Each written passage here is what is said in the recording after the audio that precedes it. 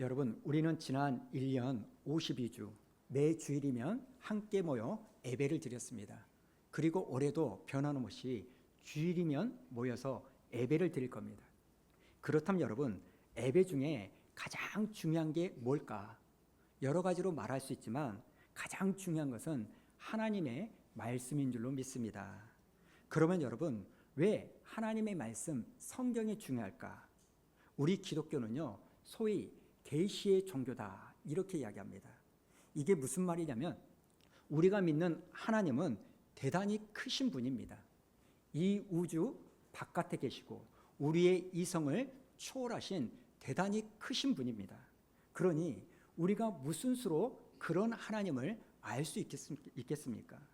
우리는요, 하나님이 우리에게 보여주시는 만큼, 하나님이 우리에게 자신을 드러내신 만큼만 알 수가 있는 겁니다. 그리고 그렇게 하나님이 보여주시는 것을 뭐라고 말하냐? 계시다 이렇게 말합니다. 그렇다면 여러분, 하나님이 우리를 어떻게 보여주시냐? 크게 세 가지가 있는데, 첫 번째, 하나님은요, 자연을 통하여 자기를 드러내십니다. 자, 로마서 1장 20절 읽어볼까요? 시작. 창세로부터 그의 보이지 아니하는 것들 곧 그의 영원하신 능력과 신성이 그가 만드신 만물에 분명히 보여 알려졌나니 그러므로 그들이 핑계하지 못할지니라. 아멘. 우리가 이 말씀을 통하여 알 수 있는 것처럼 우리 하나님은 자기가 만든 이 창조 세계, 이 자연을 통하여 자기를 드러내신다는 겁니다. 이것을 이렇게 비유하면 좋을 것 같아요. 여러분은 그림을 좋아하세요? 어떤 그림을 딱 보면 그 그림을 그린 화가는요, 그 그림 속에 자기를 나타내지 않습니다. 등장하지 않아요. 그러나 이 작품을 통하여 자기 자신이 어떤 특성을 가지고 있는지를 드러냅니다. 보통은 자기가 그린 그림 한쪽 구덩이에 사인을 한다거나 낙관을 찍어가지고 이 그림은 내가 만든 것이다 이렇게 드러냅니다. 마찬가지로 하나님이 자기가 만드신 작품, 이 우주에 자기의 흔적을 남겨두셨다는 거예요. 여러분, 우리는요, 화가가 찍은 사인이나 낙관을 보지 않아도 우리가 그 화가가 만든 작품의 특징을 알면 그 낙관을 보지 않아도 이 그림을 보자마자 아, 이건 누구의 작품이다 이렇게 알 수가 있는 거예요. 자, 그림 하나 보여주시겠습니까? 이 그림 누구의 작품이라고 알고 계십니까? 좀 틀려도 괜찮아요. 피카소의 작품이에요. 여러분이 지금 이 작가의 사인을 본 것도 아닌데 여기에 드러나 있는 피카소의 특징이 보이니까 이걸 보자마자 아, 이건 피카소의 그림이다 이걸 아는 거예요. 다음 그림 좀 더 어려운데요. 자, 누구 겁니까? 예, 밀레. 대단히 유식한 분. 여러분, 이 그림에 밀레라는 사람이 등장해서 이건 밀레의 작품이다 이걸 아는 게 아니라 이 그림 속에 밀레의 특징이 드러나기 때문에 우리가 아는 겁니다. 마찬가지라는 거예요. 오늘 이 우주 속에는 하나님의 성품이 드러나 있기 때문에 우리는 자연을 통해서도 하나님을 알 수가 있습니다. 그리고 두 번째, 하나님은요, 성경을 통해서 자기를 드러내신다는 거예요. 하나님은 자연을 통해서만 드러내는 게 아니라 우리의 말과 글을 통해서도 당신을 알려주십니다. 베드로후서 1장 20절을 보면 이렇게 말합니다. 이 성경은 사람의 뜻으로 쓴 것이 아니고 하나님의 감동하심을 받은 사람들이 하나님께 받아서 쓴 것이다 이렇게 말합니다. 자, 그림을 한 번 더 보여주시겠습니까? 그림을 보십시오. 우리는 아무런 설명이 없어도 이 그림만 봐도 무슨 말을 하려는 것인지 대충은 상상할 수 있습니다. 여러분, 지금 무슨 말을 하려는 것일까요? 어떤 사람이 저렇게 힘들어서 쓰러져 있는데 뭘 마셨더니? 콜라를 마셨더니 힘이 나서 다시 뛰어갔다. 이 말을 하려는 것 같습니다. 그런데 이 회사가요, 아랍, 중동 지역에 진출을 했는데 그만 쫄딱 망하고 말았습니다. 왜냐하면 중동 사람들은요, 글을 읽을 때 우리처럼 왼쪽에서 오른쪽으로 읽는 게 아니라 그 사람들은 오른쪽에서 왼쪽으로 있는 거예요. 그래서 이 중동 사람들이 그림을 볼 때 어디를 먼저 봤냐면 오른쪽을 먼저 본 겁니다. 그렇게 오른쪽을 봤더니 어떻게 해석이 되는 거예요? 아니, 멀쩡한 사람이 잘 달려가다가 뭘 마셨더니 콜라를 마셨더니 자빠져 버렸네? 그래서 망한 거예요. 사실 우리가요, 이 그림만 보면 무슨 뜻인지 다 알 것 같지만 이것을 말로 설명해 주지 않으면 이렇게 오해할 수가 있다는 겁니다. 그래서 말이나 글로써 이 그림은 왼쪽부터 봐야 됩니다. 이렇게 설명을 해주는 거예요. 이건 성경도 똑같습니다. 하나님이 자연을 통하여 자기 자신을 드러냅니다. 하지만 하나님은 이 성경을 통하여 더 자세하게 설명해 주시는 거예요. 여러분, 성경 속에는 하나님이 직접 하신 말씀이 있습니다.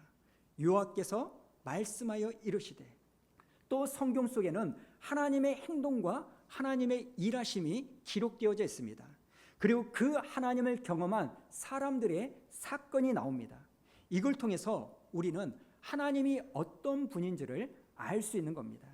그리고 또 하나, 우리 하나님은 예수 그리스도를 통하여 자기를 드러내십니다. 자, 히브리서 1장 1절 2절 다 같이 읽어볼까요? 시작. 옛적의 선지자들을 통하여 여러 부분과 여러 모양으로 우리 조상들에게 말씀하신 하나님이 이 모든 마지막 날에는 아들을 통하여 우리에게 말씀하셨으니, 그리고 요한복음 1장 14절에서도 말씀이 육신이 되어 우리 가운데 거하셨다. 여러분, 이 말씀은 굉장히 중요한 말씀입니다. 왜냐하면 우리가 그렇게 중요하게 여기는 성육신 사건이 기록되어져 있기 때문입니다. 그래서 여러분, 우리는요, 하나님을 믿기 때문에 하나님을 믿는 저와 여러분은 이런저런 일들을 통하여 하나님의 말씀을 알 수가 있는 거예요. 해질녘 우리가 산책을 하다가 해가 넘어가는 노을을 보면서 또 계절의 변화를 통하여 우리는 하나님을 느낍니다. 그리고 우리가 하나님의 말씀을 펼쳐 읽을 때 우리는 하나님을 만나게 되고 예수님을 통하여 우리는 하나님을 알게 되는 거예요. 사랑하는 여러분, 여러분은 오늘 또 예배 가운데 여러분에게 말씀하시는 하나님의 음성을 듣고 계십니까? 그런 은혜가 여러분에게 있기를 축원합니다. 그런데 여러분, 우리가 이렇게 하나님의 말씀을 듣고 싶어도 잘 듣지를 못하는 거예요. 거기에는 여러 가지 이유가 있겠지만 그 중에 가장 중요한 이유는 우리가 평상시에 여러분의 주파수가, 여러분의 귀가 하나님께 열려있지 않기 때문이에요. 그렇게 매주 빠지지 않고 예배를 드리지만 말씀이 잘 들리지 않는 이유는 여러분이 평상시에 하나님의 말씀에 귀를 기울이지 않기 때문입니다. 온통 내 귀에는 세상의 소리만 듣고 살기 때문에 하나님의 말씀을 듣고 싶어도 쉽게 들리지가 않는 거예요. 사랑하는 여러분, 오늘 이 시간이 여러분에게 하나님의 말씀이 들리기 시작하는 그 축복의 시간이 되기를 바랍니다. 그래서 여러분 마음에 성경이 이렇게 귀한 책이구나, 내가 좀 성경을 읽어야 되겠구나, 이런 도전이 있기를 바랍니다. 그렇다면 여러분, 왜 성경이 하나님의 말씀일까요? 이 성경은요, 그냥 하늘에서 뚝 하고 떨어진 책이 아닙니다. 이 성경은 약 1500년 동안 무려 40명이 넘는 사람들에 의해서 기록된 책입니다. 아니, 그럼 왜 이런 게 하나님의 말씀이라고 말하느냐? 이렇게 생각할 수 있습니다. 오늘 본문 디모데후서 3장 16절 그리고 베드로후서 1장 21절에 보니까 이 두 말씀에 공통적으로 등장하는 단어가 뭡니까? 감동이라는 단어예요. 이게 영어로 영감, inspiration 이런 뜻인데, 성경은 인간의 손에 의하여 기록된 책이지만 하나님이 영감을 주셔서 기록을 했기 때문에 이것은 하나님의 책이다, 이렇게 말하는 겁니다. 이것을 이렇게 설명을 하면 좋겠습니다. 지금 우리가 예배드리고 있는 이 교회 건물은요, 적어도 50명 이상이 모여가지고 지었을 겁니다. 그리고 적어도 12개월 이상의 시간이 걸려서 이 건물이 올라갔을 거예요. 그런데 그 50명이 넘는 사람들이 이 건물을 지었지만 이 건물은 내가 지었다 이렇게 말하는 사람은 누구일까요? 그 50명이 아니라 이 건물을 설계한 건축가만이 말할 수 있을 겁니다. 왜 그렇습니까? 이 건물은 건축가가 생각한 대로, 건축가가 설계한 대로, 건축가가 계획한 대로 지어졌기 때문입니다. 이것은 성경도 똑같다는 거예요. 성경은 하나님의 손에, 사람의 손에 의하여 기록되었지만 하나님이 그 사람들을 감동시키셔서 하나님이 말하고자 하는 것을 하나님이 기록하게 하셨기 때문에 성경을 하나님의 책이라고 말하는 겁니다. 그리고 또 하나, 하나님의 감동으로 되었다, 이 말은요, 언어적으로 하나님의 숨결이 들어가 있다, 그런 뜻입니다. 창세기에 보면 하나님께서 사람을 흙으로 만드시고 그 코에 뭘 넣으셨어요? 생기를 후 하고 넣으셨더니 생명이 되었다, 이렇게 말합니다. 똑같은 거예요. 성경은 사람의 말로 기록되어져 있습니다. 그런데 이 성경에 하나님께서 후 하고 생기를 불어 넣으셨다는 거예요. 그래서 성경 곳곳에는, 성경 장과 절에는 하나님의 생기가 서려 있는 겁니다. 그래서 우리가 이 말씀을 펼쳐서 읽을 때 거기에 서려져 있는 하나님의 생기를 통하여 우리의 영이 살아나는 줄로 믿습니다. 그래서 여러분, 저는 이 성경이 오늘 하나님의 말씀, 하나님의 지으신 책이라는 것을 변증하려고 합니다. 여러분, 이 성경은요, 왜 하나님의 책이냐면 성경은 1500년 동안 40명이 넘는 사람들이 기록한 책입니다. 그리고 이 사람들은요, 모두가 다 똑같은 시대에 살았던 사람들이 아닙니다. 그리고 성경을 썼던 이 사람들은 수준이, 직업이 다 달라요. 어떤 사람은 왕이었고 제사장이었고 어부였고 의사였고, 여러분, 다양하게 성경을 기록했습니다. 그리고 기록된 시간이 1500년의 간격이 있는 거예요. 그런데 이 성경을 읽어보면 놀랍게도 40명이 썼던 책으로 읽혀지지 않고 마치 한 사람이 쓴 것처럼 읽혀지는 거예요. 이게 놀라운 신비입니다. 지금으로부터 1500년 전이라면 우리나라로 치면 삼국시대입니다. 여러분, 신라시대 때 살았던 사람이 썼던 글, 고려시대 때 살았던 사람이 쓰던 글, 조선시대에 살았던 사람이 쓰던 글, 그리고 현재를 살고 있는 사람이 썼던 글을 모두 모아봅니다. 그러면 우리가 읽혀질까요? 각각은 읽혀질지 몰라도 통일성이 없어가지고 한 권의 책으로 우리는 읽을 수가 없습니다. 그런데 이 성경의 신비함이 뭐냐면 그렇게 긴 시간에 걸쳐서 40명이 넘는 사람들이 썼던 책이지만 마치 한 사람이 쓴 것처럼 읽혀지는 거예요. 왜냐하면 이 성경의 원저자는 하나님이기 때문에 그렇습니다. 그리고 또 하나, 이 성경은요, 모든 시대를 초월해서 많은 사람들에게 놀라운 감동과 울림을 준다는 거예요. 사실 이게 가능하지가 않습니다. 여러분, 베스트셀러라는 것은 그 시대마다 항상 달라졌습니다.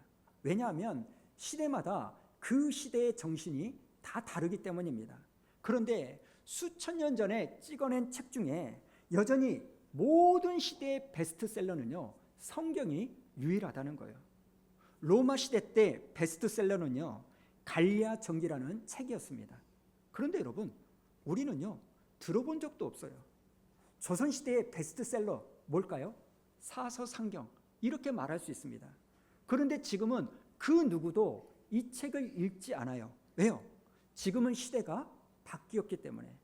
여러분, 이것이 굉장히 중요합니다. 베스트셀러는요, 항상 그 시대에 맞는 울림을 주는 거예요. 그러나 오직 성경만은 과거에도 그랬고 지금도 변하지 않는 울림과 감동을 주고 있다는 겁니다. 여러분, 이 성경을 읽다가 우리가 잘 아는 마틴 루터가 종교개혁을 일으켰습니다. 존 웨슬리라는 이 사람은 미국 조지아에서 선교를 하다가 실패해서 영국으로 돌아옵니다. 어느 날 영국 거리를 헤매다가 1738년도에 로마서 말씀을 읽고 아니 이상하게 내 마음이 뜨거워진다. 그러더니 지금의 감리교단을 세웠습니다. 사랑하는 여러분, 이 성경은요 모든 시대를 초월한 이 울림이 있다는 겁니다. 그 이유가 뭐예요? 이 성경은 하나님의 감동으로 된 책이기 때문에 그렇습니다. 여러분, 왜 우리가 성경을 읽어야 될까? 몇 가지 말씀을 좀 드리겠습니다. 여러분, 첫 번째로 우리가 성경을 읽어야 되는 이유는 성경은 우리에게 하나님의 뜻을 알려주는 책이기 때문에 그렇습니다. 이게 굉장히 중요합니다. 성경 속에는 우리를 향한 하나님의 뜻이 기록되어져 있습니다. 그래서 우리는 성경을 읽어야 되는 거예요. 여러분, 기독교는요 다른 세상 종교와는 다릅니다. 이 세상 종교는 내 뜻을 이루어줄 신이 필요합니다. 내게 소원이 있고 내게 계획이 있는데 이것을 이루어줄 신을 찾아가는 거예요. 그런데 기독교는 정반대입니다. 우리에게 있는 내 소원, 내 뜻보다 하나님의 뜻이 더 중요하고 하나님의 뜻을 이루는 게 더 중요한 거예요. 그러면 여러분, 이 하나님의 뜻은 어디서 알 수 있을까요? 우리는요 성경을 통하여 하나님의 뜻을 알 수 있습니다. 데살로니가전서 4장 3절을 보면 하나님의 뜻은 이것이니 너희의 거룩함이라 이렇게 말합니다. 그리고 5장에 가서 우리 한번 읽어볼까요? 16절부터 시작. 항상 기뻐하라, 쉬지 말고 기도하라, 범사에 감사하라, 이것이 그리스도 예수 안에서 너희를 향하신 하나님의 뜻이니라. 아멘. 여러분, 내가 이쪽으로 갈까? 저쪽으로 갈까? 이게 중요한 게 아닙니다. 내가 이 직장을 찾을까? 저 직장을 찾을까? 이게 중요한 게 아니에요. 하나님의 뜻은 내가 어디로 가든지 간에 기뻐하는 것이고 감사하는 것이고 기도하는 것이고 거룩한 삶을 사는 게 하나님의 뜻인 줄로 믿으시기 바랍니다. 우리는 이렇게 성경을 통하여 나를 향한 하나님의 뜻을 알 수가 있습니다. 그리고 내 개인적인 기도 제목, 구체적인 상황에서도 우리는 하나님의 뜻을 알고자 할 때가 있습니다. 그럴 때도 여러분 성경을 읽으셔야 되는 거예요. 여러분, 이 성경은요 하나님의 감동으로 된 책이기 때문에 내게 있는 구체적 문제를 놓고 기도할 때 하나님은 기록된 이 말씀을 통하여 우리에게 응답하시는 거예요. 저는 사실 지금까지 평생 동안 기록된 이 성경을 통하여 하나님의 인도하심을 받고 살아왔습니다. 제가 오늘 몇 가지를 좀 말씀드리겠습니다. 제가 10년 전에 사역을 하던 교회에서 갑자기 나가야 됐습니다. 갑작스러운 통보였기 때문에 앞이 캄캄했어요. 다른 사역지를 찾아야 되는지 아니면 제가 가고 싶었던 유학을 가야 되는지 또 개척을 해야 되는지 어떻게 해야 될지 몰라서 앞이요 캄캄한 거예요. 그때 제가 기도하면서 하나님, 어떻게 하는 것이 하나님이 원하시는 뜻입니까? 하나님, 저는 어리석으니까 제가 좀 이해할 수 있도록 말씀을 통하여 알려주십시오. 제가 말씀을 읽을 때 하나님 감동을 좀 주십시오. 그렇게 기도하면서 말씀을 쭉 읽어 나갔습니다. 그렇게 말씀을 읽는데 사도행전 18장 10절에서 하나님이 제 마음에 감동을 주셨어요. 내가 너와 함께 있음에 어떤 사람도 너를 대적하여 해롭게 할 자가 없을 것이니 이는 이 성중에 내 백성이 많음이라. 이미 기록된 말씀이고 이미 과거에 내가 많이 읽었던 말씀이고 제가 모르는 말씀이 아닙니다. 그런데 이 말씀을 읽을 때 성령께서 저에게 울림을 주신 거예요. 이 성중에 내 백성이 많다. 아, 개척을 하는 것이 하나님의 뜻일까? 그러면서 계속 기도하면서 하나님의 뜻을 구합니다. 그런데 그 다음날 생명의 삶 큐티 말씀에 아까 그 말씀이 포함된 본문이 딱 나오는 거예요. 그리고 제가 또 쉬는 날 월요일이면 다른 목사님 설교를 출근해서 제 방에서 쭉 듣습니다. 왜냐하면 저도 위로를 받아야 되고 힘을 얻어야 되는 일들이 많으니까. 그때 그냥 이찬수 목사님 설교를 틀어서 들었어요. 그런데 그 목사님 설교 중에 이 성중에 내 백성이 많다. 무려 3번에 걸쳐서 동일한 말씀을 주신 겁니다. 아, 개척을 하는 것이 하나님의 뜻이구나. 그래서 개척을 하게 되었습니다. 그런데 그 이후에 문제가 생긴 거예요. 교회에 제가 개척을 하겠습니다. 이랬더니 사역을 하던 교회 목사님께서 하시는 말씀이 뭐냐면, 그럼 우리 교회에서 30km에서 50km 떨어진 곳에 나가서 개척을 해라. 한마디로 광주는 안 된다는 거예요. 무안이나 장성을 넘어서 개척을 한다는 거예요. 너무나 깝깝한 거예요. 황당하기도 하고 너무나 억울하고 답답했지만, 그래도 제 마음속에, 아니 젊은 목사가 교회를 하나 개척하려고 하는데 기존에 사역하던 교회와 갈등이 일어나면 하나님이 기뻐하실까, 그런 답답한 마음을 가지고 역시 기도하면서 응답을 구합니다. 그리고 성경을 읽는데 이사야서 43장 이 말씀이 있는데 하나님께서 제게 응답을 주시는 거예요. 18절을 보니까 이런 말씀이 있습니다. 너희는 이전 일을 기억하지 말며 옛날 일을 생각하지 말라. 보라, 내가 새 일을 행하리니 이제 나타낼 것이라. 너희가 그것을 알지 못하겠느냐. 반드시 내가 광야에 길을 사막에 강을 내리니. 제가 이 말씀을 몰랐던 게 아닌데 그날 이 말씀이 내게 큰 울림이 되었습니다. 아, 하나님이 광야에 길을 내시겠구나. 사막에 강을 내시겠구나.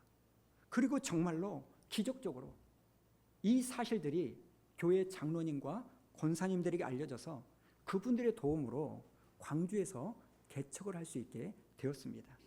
사랑하는 여러분, 하나님께서는 성경을 통하여 여러분에게 분명히 말씀하십니다. 하나님은 말씀을 통하여 여러분을 인도하시는 겁니다. 그래서 다윗이 고백하는 거예요. 주의 말씀은 내 발의 등이요 내 길의 빛입니다. 우리가 도대체 어디로 가야 할지 모를 때 우리가 하나님의 말씀을 펼쳐서 읽으면 하나님께서 우리의 길을 열어주시고 우리의 길에 빛을 비춰 주실 줄로 믿습니다. 두 번째, 우리가 성경을 읽어야 되는 이유는 이 성경은요, 우리를 성장시켜주는 하나님의 교육 교재이기 때문에 그렇습니다. 여러분, 우리는 예수님을 믿을 때 구원을 받습니다. 그러나 구원이 끝이 아닙니다. 반드시 이 생명은 자라야 되는 거예요. 그리고 이 성장은 오직 하나님의 말씀을 통해서만 자랄 수 있는 겁니다. 지금 이 중에 내가 분명히 예수님을 믿고 오랫동안 교회를 다녔는데 왜 내 신앙은 제자리 걸음일까? 왜 내 믿음은 갓난아이 수준일까? 여러분, 그것은요, 여러분이 성경을 읽지 않아서 그러는 겁니다. 정말 죄송합니다만 여러분이 예수님을 믿으니까 분명히 구원은 받았습니다. 그러나 신앙이 조금도 자라지 않는 그런 분들의 공통점이 뭐냐면 거의 대부분이 이 성경을 읽지 않는다는 거예요. 그리고는 착각을 해요. 교회 생활에 익숙한 걸 가지고 마치 내가 성장했다고 착각하는 거예요. 사랑하는 여러분, 우리가 이 성경을 읽을 때 하나님이 우리를 성장시켜 주실 줄로 믿습니다. 그리고 세 번째, 왜 우리가 성경을 읽어야 되냐? 이 성경은 하나님의 뜻을 우리에게 알려주고 우리를 성장시켜주는 책이지만 어쩌면 우리에게 이 성경이 더 중요한 것은 이 성경은요, 여러분을 향한 하나님의 사랑과 위로의 책이기 때문에 그렇습니다. 여러분들이 성경을 펴서 이 말씀을 읽을 때 하나님이 여러분을 얼마나 사랑하시는지를 여러분은 알게 되는 거예요. 요한일서 3장에 나오는 말씀처럼 사랑하는 자여 네 영혼이 잘된 같이 네가 범사에 잘되고 강건하기를 내가 강구하노라. 이사야서 41장 10절 우리 한번 읽어볼까요? 시작. 두려워하지 말라 내가 너와 함께함이라. 놀라지 말라 나는 내 하나님이 됨이라. 내가 너를 굳세게 하리라. 참으로 너를 도와주리라. 참으로 나의 의로운 오른손으로 너를 붙들리라. 아멘. 지금도 여러분에게 끊임없이 외치시는 이 하나님의 위로가 들려지기를 축복합니다. 그래서 하나님께서 여러분에게 내가 너의 기도를 들었고 내가 너의 눈물을 보았다라는 이 말씀이 들려질 때 우리에겐 힘이 생길 줄로 믿습니다. 제가 예전에 아팠을 때 주일 예배를 드리다가 쓰러진 적이 있어요. 일부 예배를 드리다가. 성도님들을 너무나 놀라게 했고 또 그 모습에 제 마음에 너무나 큰 낙심이 찾아왔어요. 이런데도 내가 목회를 할 수 있을까? 아니, 목회를 해야 되나? 이런 자괴감이 엄습을 했어요. 그런데 어느 날 어느 집사님이요, 저에게 말씀 하나를 보내주셨습니다. 그게 시편 62편 1절 2절입니다.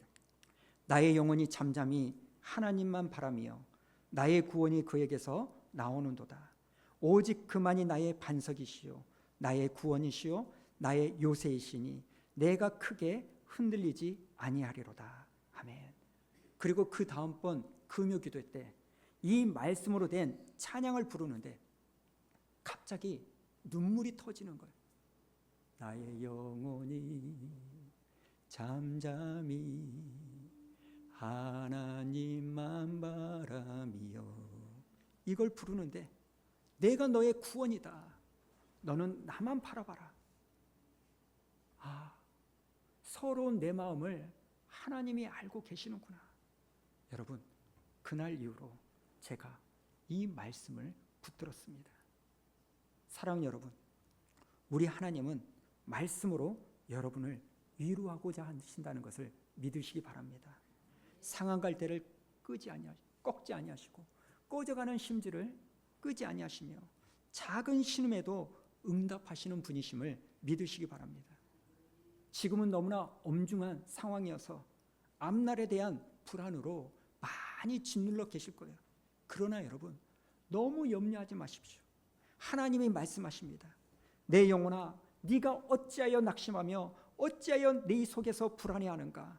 너는 하나님께 소망을 두라. 그가 나타나 도우심으로 말미암아 내가 여전히 찬송하리로다. 아멘.